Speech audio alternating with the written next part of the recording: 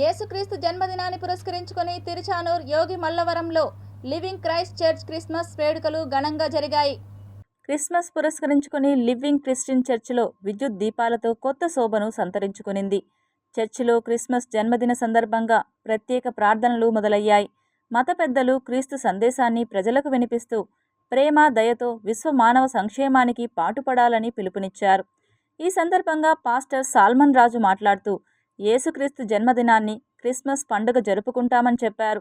ప్రేమ, కరుణ, త్యాగానికి ప్రతీక, జనుల కొరకు వారి పాపాలను సిలువగా మోపి దేవదూతని యేసుప్రభు ఆశీస్సులు ప్రజలందరిపైన ఉండాలని, కరుణ, ప్రేమే మార్గం, జీసస్ మార్గం అని తెలిపారు. యేసుక్రీస్తు మానవునిగా జన్మించి ప్రపంచ మానవాళి శాంతి సంతోషాల కోసం కరుణ, ప్రేమను అందరికీ పంచారని, తమ ప్రాణాలు సైతం లెక్క చేయకుండా జనుల కోసం సిలువను మోపిన దైవాంశ సంభూతుడని అన్నారు. రాష్ట్ర ప్రజలందరూ సుఖ సంతోషాలతో జీవించాలని యేసు ప్రభును ప్రార్థన చేశారు. అనంతరం చర్చిలో ప్రత్యేక ప్రార్థనలు నిర్వహించారు. అనంతరం కేక్ కట్ చేసి పిల్లలకు పంచిపెట్టారు. సుమారుగా 100 మందికి పైగా దుస్తులను పంపిణీ చేశారు.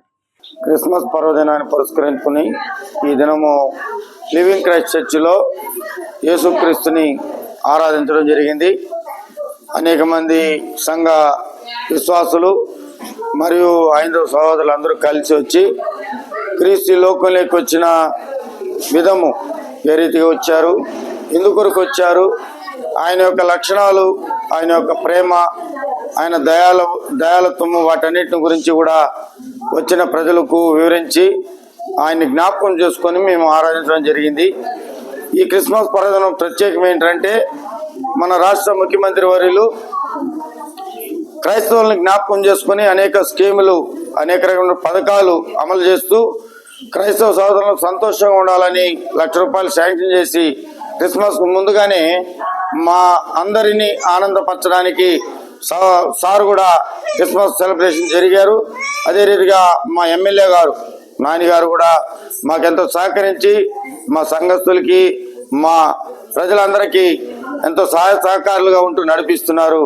ఈ క్రిస్మస్ పర్వదినాన మా ముఖ్యమంత్రి గారికి, మా నాని అన్న గారి కుటుంబానికి, మా తెలుగుదేశం పార్టీ కుటుంబ సభ్యులకి, మా విశ్వాసులు, మా ప్రజలందరి కొరకు మేము ప్రార్థన చేస్తున్నాం.